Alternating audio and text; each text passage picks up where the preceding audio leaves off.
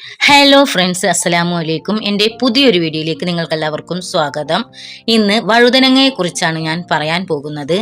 മിക്ക അടുക്കളത്തോട്ടത്തിലും സുലഭമായി കാണുന്ന പച്ചക്കറിയാണ് വഴുതനങ്ങ.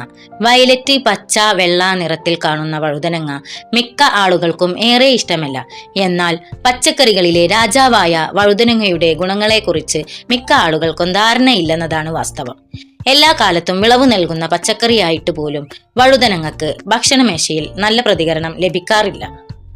വിറ്റാമിനുകളും പോഷകങ്ങളും ധാതുക്കളും അടങ്ങിയിട്ടുള്ള പച്ചക്കറിയാണ് വഴുതനങ്ങ. Vitamin C, vitamin K, vitamin B6, thiamine, niacin, magnesium, phosphorus, copper, fibre, folic acid, potassium, manganese എന്നീ പദാർത്ഥങ്ങൾ അടങ്ങിയിട്ടുള്ള പച്ചക്കറി കൂടിയാണ് വഴുതനങ്ങ.